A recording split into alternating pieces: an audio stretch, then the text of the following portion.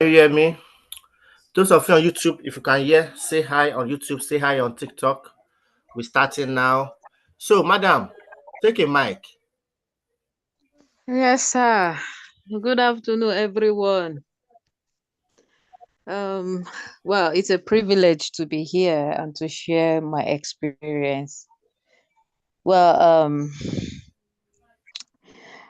I I've been hearing of people having issues with social worker, but I never knew my a day will come that it will happen to me. Um, well, I don't know where to start. Well, I have a 5-year-old child with me in UK. I moved from Nigeria with a student visa, but then the father of my child was my dependent, but he did not tell me he won't come. As a matter of fact, I guess to use that to punish me, and probably he knew if I can't pay school fees and everything, then I will get deported to Nigeria back. So when I got here, he told me another family in the back home. I wouldn't dive into that because men. So I got here, and when I found out that I'm on my own with my child, so I started struggling, hustling and everything. But I couldn't pay school fees. The school reported me to home office and all that. Well, I got wrong advice from people that said, "Oh, get someone that has settlement. Then if you get married to the person or have a child with the person, then from there your issue will be solved."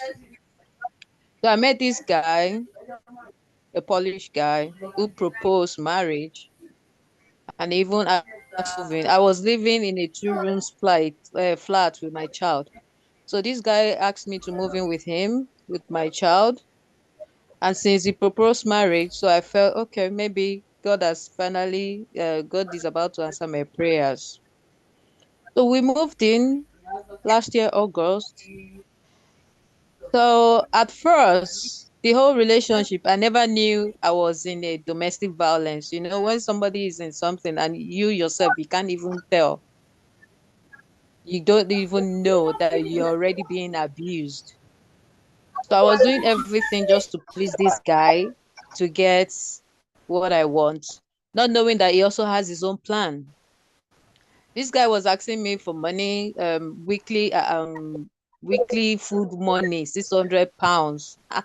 I'm like, where does he want me to get it from? And that was the exact amount I was paying in my previous apartment. So when he found out that I couldn't pay, so he started pressurizing me to get work. And around this time, my paper is no more valid. So I opened up to him. Then that was where the whole thing started.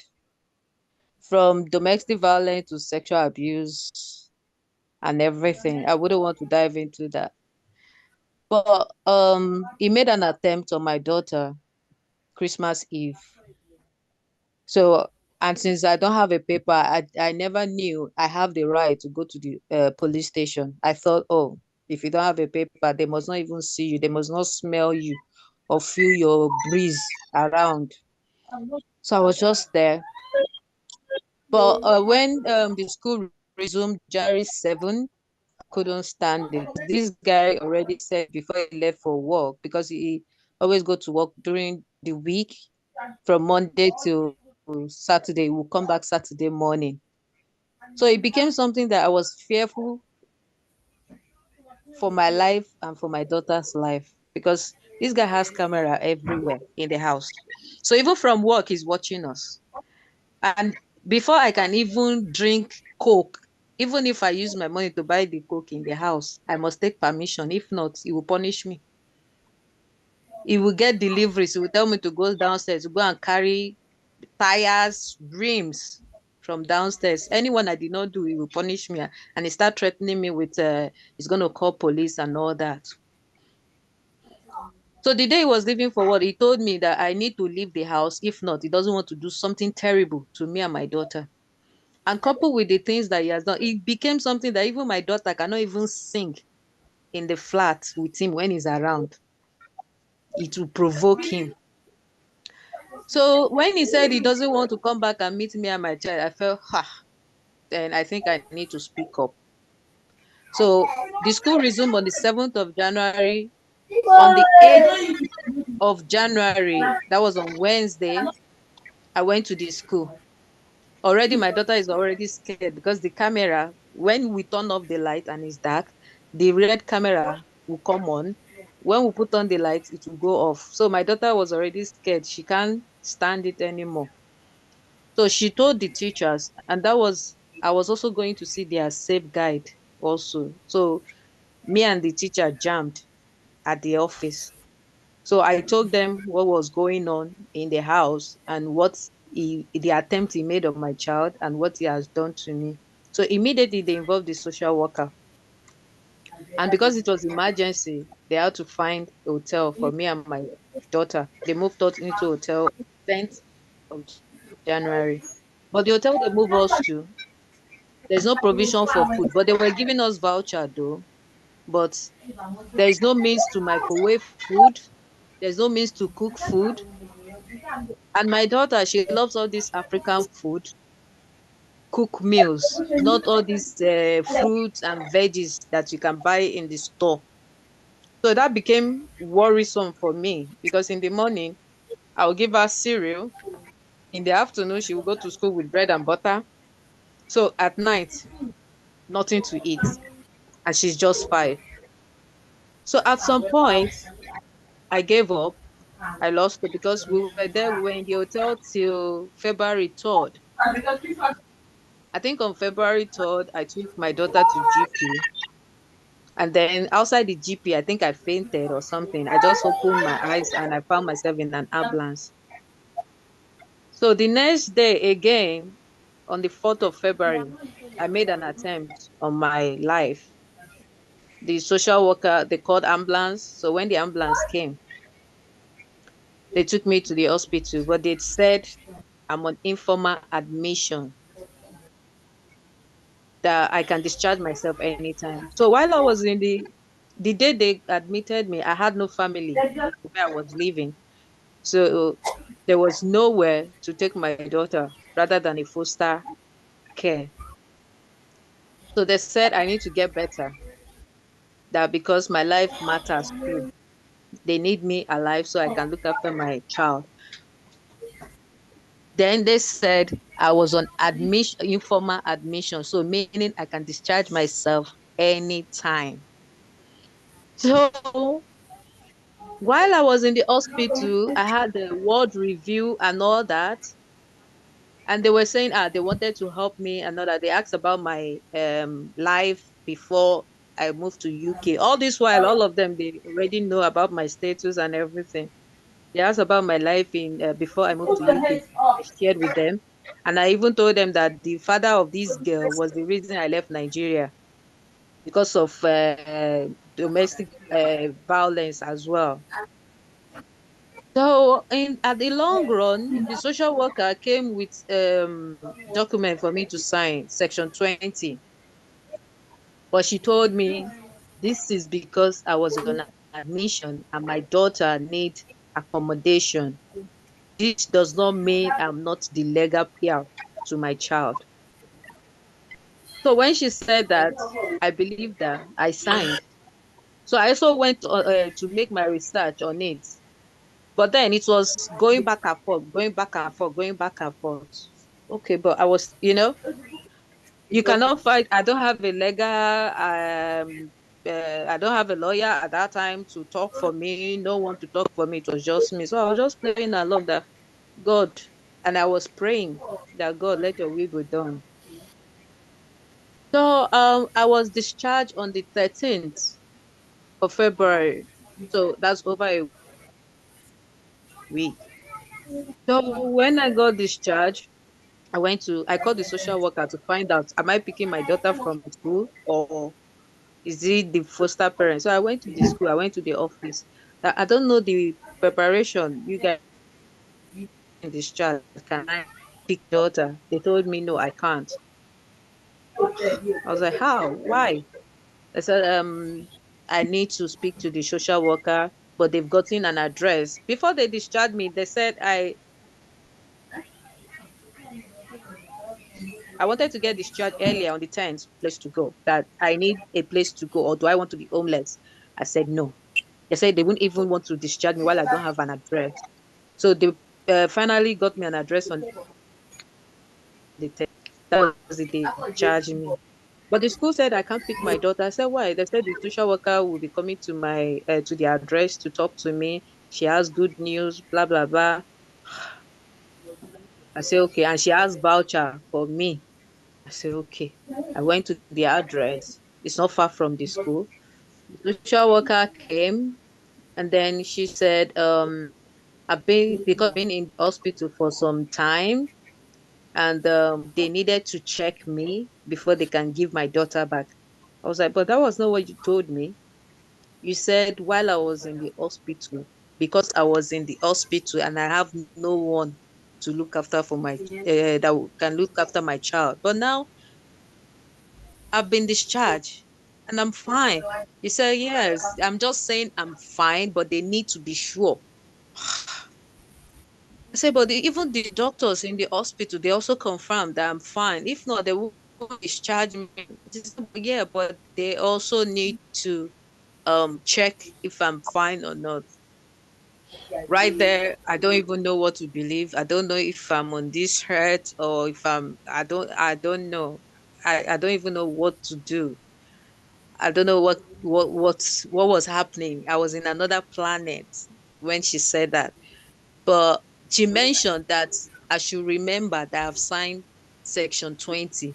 So in my mind, I'm like, but the day you wanted me to sign this section 20, you told me I'm signing this in case she has a medical attention, in case while she's in the foster care, she bumped her head, or while she's on the playing ground, she bumped her head, or she and they can proceed to give her medical care without my consent.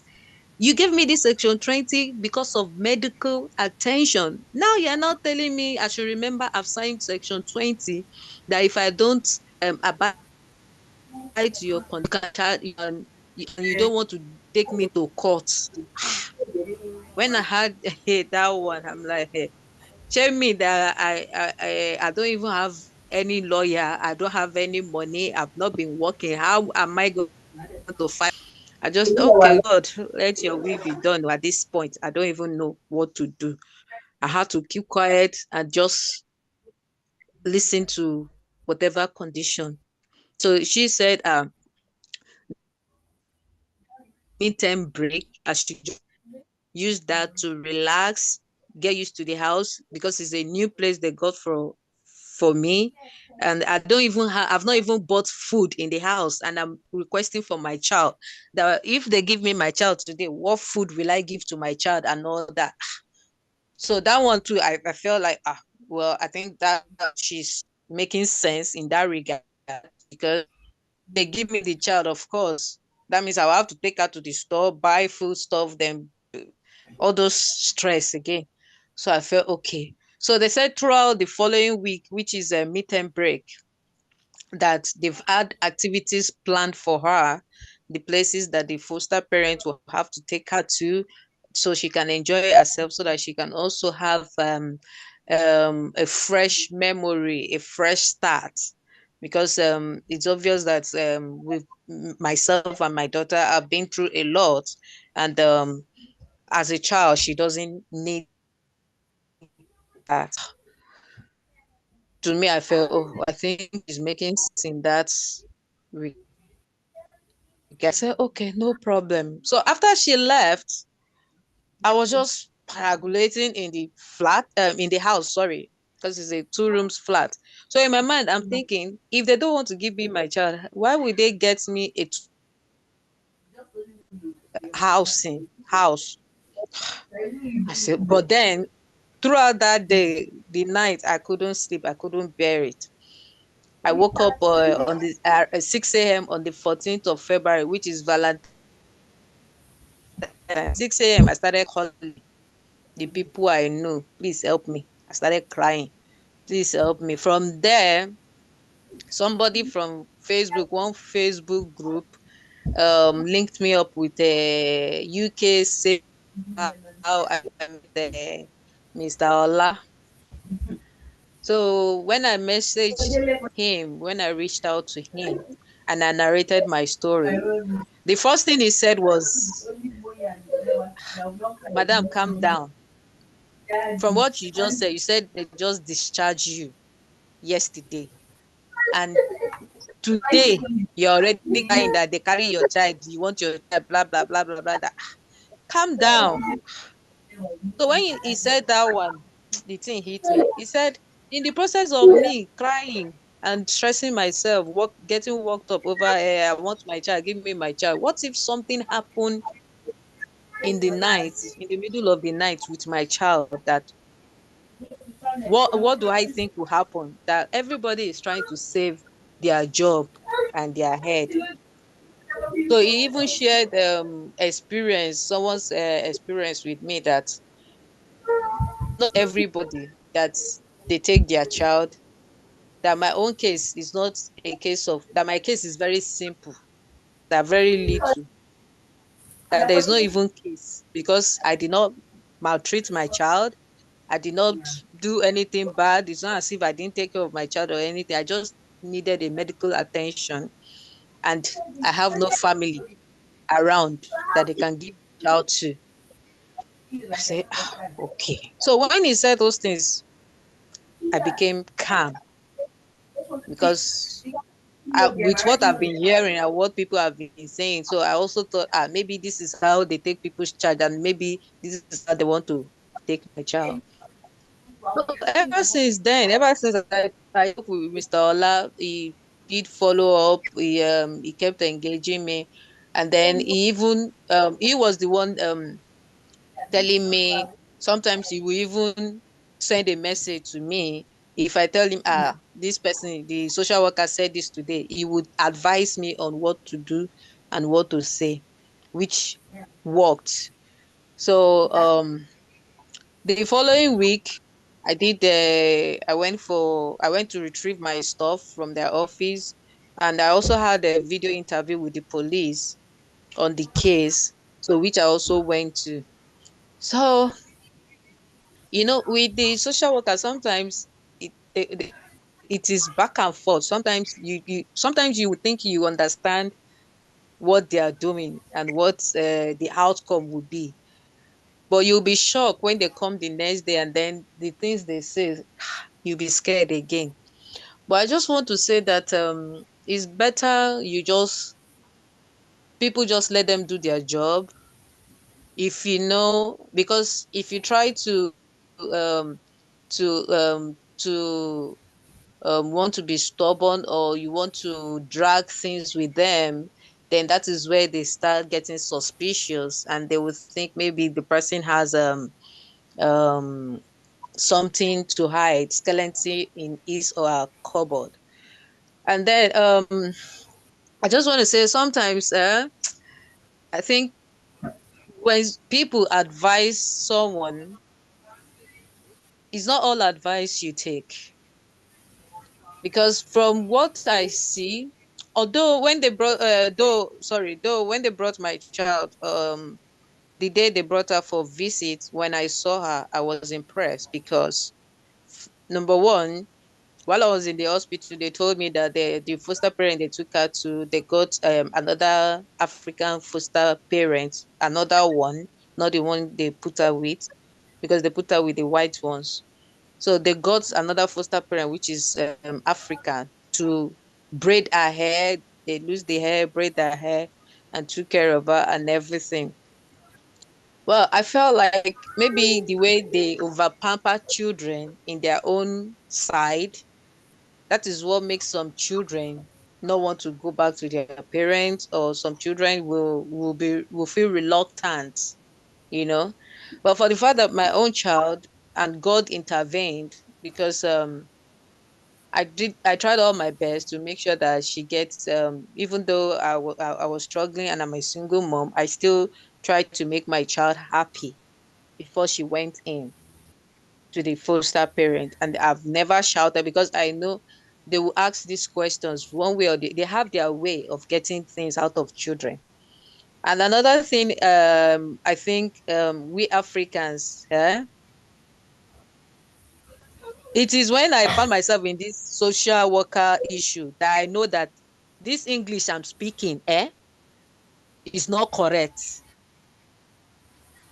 It might be funny, it might sound funny, but this our English that we are speaking, when you are in some situation, when you are dealing with the Oyibos, when you speak some English, you are shooting yourself on the leg because their own meaning, their own terminology of the English you are speaking means something else. So before one open, that's why it's good to have a legal advisors or some a lawyer around before you say anything to them. Because even our children, the English we teach them, because they might say something and they might not mean it the way them would term it to be. Before you know it, they will now um um um um it will become a big deal out of it. So at the long run, after the whole midterm break, they told me she will come back. The day they told me she will come back, she didn't come back that day. They told me they will return her on Friday of, I think Friday of that weekend, midterm break, but she didn't come back. Then the following week again, they said we'll go to our school to pick her up on Monday. I thought that was the day they would bring her, but they said no. I'm just going to pick her, but then she'll be going back to the foster home. During that period, I was not even sure. I was not still sure that they were going to give her back to me. I wasn't sure. I don't even know what to believe or what not to believe. But all I did was I was just playing along with whatever they are saying. That God, please help me, help me. I came to this country because of this girl. So how is it possible that I got here? At some point, it got to a point that I even wrote a note to them that okay, at this point, if I'm the problem, and you want this child, okay, just deport me and keep the girl here. It's as bad as that. Say deport me and keep the girl here. The social worker say no, that no, that is not what they are after. That's not what they want to do. That my child wants me, she wants to be with me, she wants to come back with me. At the beginning, they were not telling me this. They were telling me that there are some things that my child is saying that they need to investigate on and all that. I'm like, no be picking where I born with my belly. What will this girl be saying? This is a child that I don't maltreat or anything, but I just felt maybe this woman is just saying it to scare me, or she's just using that to make me not be eager to have her back or something. I don't know. They have their ways. They have their ways. But I knew I just felt like I can't fight them. I cannot even win. I can't win. I just put everything to God that God, please help me. But to cut the long story short, on Wednesday, I think that was 26th of February. Yeah, my daughter was returned to me. We went to pick her up in school. And they brought her things from the social worker. They told me she also need to say goodbye. They need to do their farewell because they were already getting used to having her around, and they will miss her and all that.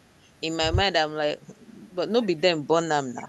Of course, definitely, you have to return her back to her mother. But that was within me. Oh, I didn't say it to them. Oh. So I thank God. I give God the glory that on Wednesday she came back whole and healthy. When she came back, it was another child entirely because the rules. She is in charge now, not me.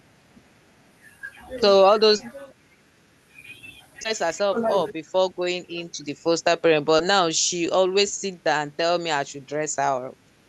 That so person used to dress me up. You never dress me up, mommy. Why? I said, but I dress you up before you go into this place. It's like she can't remember. And everything, anything I say now, she first of all say, why? Why? Why? Now she doesn't, now she's telling me that chicken skin is not healthy. To eat chicken skin is not healthy. So she has emulated some habits there, which I think with time, I just need to work with her and see how we can just blend in, and then she'll get back to the normal. But she still likes the African food, which is good, which is a plus for me. So I made the pando yam and then jollof rice, which she loves. So she's eating, though she changed, she reduced her weight in the sense that she was not eating most of the food they were giving her because she's very picky. So my experience, well, that's my experience. But while it was going on, I wasn't sure if I was going to get her back or not, whether I maltreated her or not, whether she was looking. This is a child that anyone that see her will know, we definitely know that this girl, she's being taken care of, she's being looked after. She's not a child that they maltreat or anything. So, but then while all these things was going on, I wasn't even sure if they were going to return her back or not. It took the grace of God. That's all I can say. I'm sure it was God that intervened. But since she came back, they've been doing daily checks. They even came this morning. They came yesterday to check if we're fine, if everything is fine. And they told me, even if we move from the area we are and go to another place, they will have to reassign another social worker that will work with her. So I think it's just their system here. And I think that is what has been working for them. But for the fact that where we come from is a different system entirely. So that's why some people see it as strange, and some people will respond negatively to it, and that is when the thing will now become a very big deal, and them too, they will now be stretching it for too long. And like I said, it's better to have a good advisor, like somebody that knows the system, that will advise the person, so that the person will not um do something that would make them extend it, or because government is backing them up. So there is no way one can fight them, and without a good, strong person on our side or his side or on the parent's side. So that's my experience and that's my story. Thank you very much. This child is a 5 year old, right? Yeah, she is a 5 years old. Okay.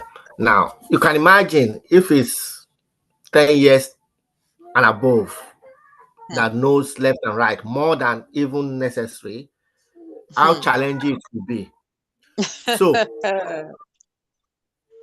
Well, I'm it glad. is I'm you. glad.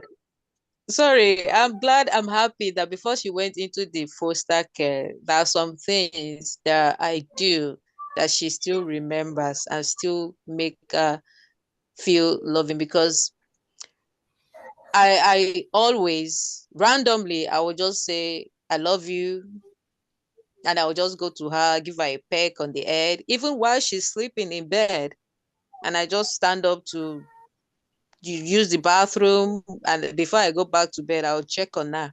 I will ask her if she wants to use the bathroom, and then she will tell me no. And then before I go back to sleep, I always give her a peck on the head, and I do all that most times. So, and even she sometimes, if I want her to do some things, and she now she doesn't even want to go to the bathroom on her own. She says she doesn't like going to the bathroom now because she was having accident in school while she was in the foster parent and I was in the hospital, because they were giving me a report that she's been having accident lately.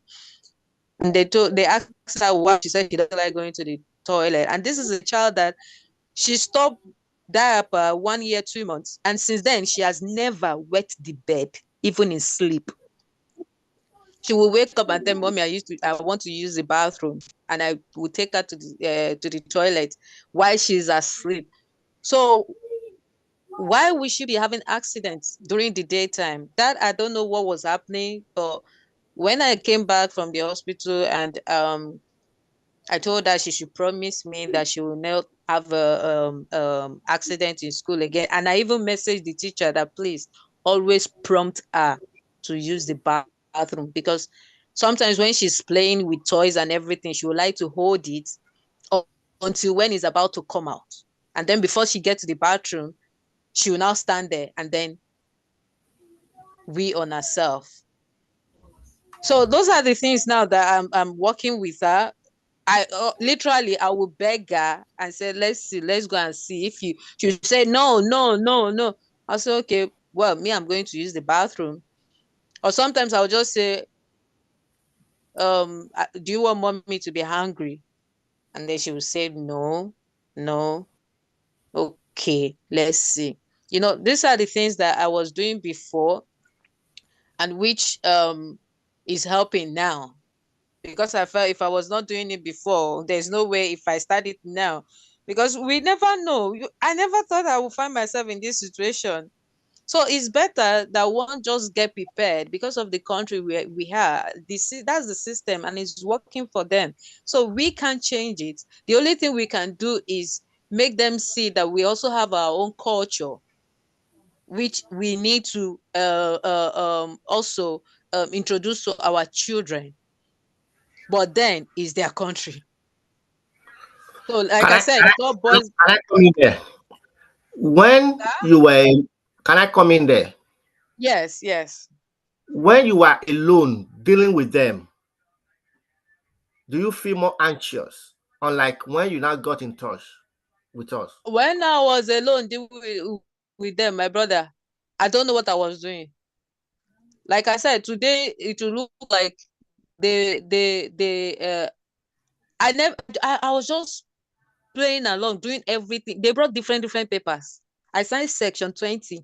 They even after they discharged me, they even brought another paper. They said, this is should in case if I find myself in the situation of what made me go into the hospital. They said, but I have numbers. They gave me series of numbers of people, helplines that I can call if I feel like I'm going down that route again. They said, but we never. They just want to be on a safe side. That there was this document they brought that if I need to go into the hospital again and my daughter doesn't have this, I said, well, I now have friends. I have people now. They said, but they still need to have that in check. I still signed. So when I was working with them, I don't even know if I was anxious. I was just doing everything like a mumu, like a fool, because I can't drag with them. I can't drag with them. I don't have any lawyer, any this thing. I can't drag with them. I just say, okay. So that's the thing. It's best to have a good advisor and someone in the system that understand them and understand how they work and their boundaries to guide the most important. I want to check if I can get this audio.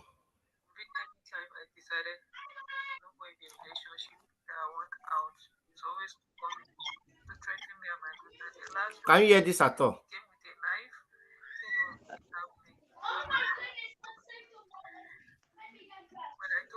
Uh,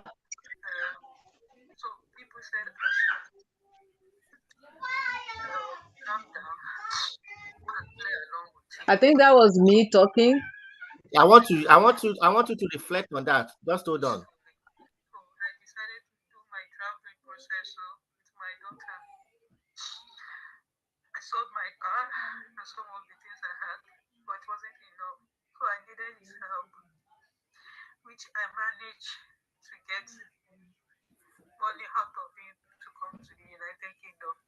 ever since I've entered the United Kingdom. He decided before he can give me the money, he will be my dependent. But he knew he's not going to come to the country with me. So he deceived me and pushed me here. I came in with my daughter. The first day I entered this country that I landed, the voice note he sent to me was his wife too was there. Was that I'm a burden on his neck. He has finally pushed me away. So as I'm talking to you, since 2023 March that I entered the United Kingdom, there has not been any support from him or whatsoever. I've been struggling to survive with my daughter single-handedly, which is not easy. I couldn't pay school fees. School has reported me as I am. I'm an overstayer in the country. I met a guy, a Polish guy, last year, August. He asked me to move in with my daughter. And just to save myself from deportation and everything, I moved in with him to Stoke on-Trent from Warsaw. I left my 2 rooms flat, which I was living with my daughter, to move in with this guy. He proposed that he was going to marry me, but at the long run, this guy, I faced several abuse from him. He sexually abused me throughout this December time. He was abusive physically, mentally, and psychologically. On Christmas Eve, he made an attempt on my daughter, which I have reported to the police. When the school resumed January, I went to the school to tell them about it. I informed the school because I had nowhere else to go to and I have no one to run to. I went to the school to make a report. School involves social workers. So they removed us from the property and took us to the hotel. We've been there. I've been there with my daughter in the hotel. We've been staying there since 10th of January. In the hotel, there's no means to cook. There's no means to warm food or preserve food. So they gave me vouchers, which the food my daughter eats, she likes African food. There's no way I could cook. My stuff are still in my ex's property. The police said they will help me get it, but up to date, nothing is being done. All the people they've asked me to call, I've called New Era, I've called Savannah. If I talk to them today, they will say they will help me. Before I know it, after they've speaking to the social worker like this, all of them, they always back down. They always back off. I don't know why. I don't know why. There was a day I went to the school asked me, my daughter's school, they asked me, how have you been eating? They asked me to write list of food she wanted. I thought they wanted to provide nothing. I got tired on the 4th of February. That was last week, Tuesday. After I dropped off my daughter, I went to the hotel. I couldn't take it anymore. I was isolated. I couldn't take it anymore. I made an attempt to take my own life. So the ambulance came. They took me to Upland Mental Hospital, Crisis Mental Hospital. They said they will help me there. I spoke with them. They interviewed me. I spoke with them. I went in on informal admission. I was not sectioned. I was all forced. I went in on informal admission. They asked if I have family around. Since I don't have any family or friends, the only friends I have, they're all in Warsaw. I moved here recently, so I don't have much friend. So they decided to put my daughter in foster care. I was told it's pending the time they discharge me. It's temporal. And I'll be discharged on Thursday, which is yesterday. So apparently they needed to observe me for a week and a few days. Since last week Thursday on the 4th of February, have been admitted. I got discharged yesterday, 13th. And since when I was in the hospital last week Friday, the social worker came to me and said she need she needed my signature for section 20, and that's because under medical, if my daughter was playing and she bumped her head and she need medical attention, that is what I'm signing for. That under law, under right, I am still the sole PR. Legally, I'm still the sole PR. She told me that under section 20, I'm still the sole PR, which I signed. And she said this is just to when I'm discharged. So I got discharged yesterday. Before yesterday, I tried to get discharged earlier. They told me on Monday, on Sunday, they asked me to wait, that the people that would discharge me are not on duty. On Monday, they said they can discharge me, but do I have a place? As the social worker provided a place that I will move to with my daughter, or would I rather be homeless with my child? I said no. So they said I should wait till Tuesday for social worker to get back that information. I waited Tuesday, nothing came up. Wednesday, nothing. So yesterday morning, I went to meet them. What's going on? So they handed over an address to me. That I have an address. I said, what about my child? They said I need to contact the social worker. On Tuesday, they told me that I need to abide to the social worker's condition. I said, what's the condition? They didn't say. They said I need to speak to the social worker. My phone has been active. I've not been able to charge my phone, so I've not been able to communicate with people. Even this voice note I'm sending, my phone is on 3%. I hope it doesn't go off until I send this voice note. Please help me. I need help. At the moment, I want to ask you a question there. You understand? Hello? Are you there? Hello, sir.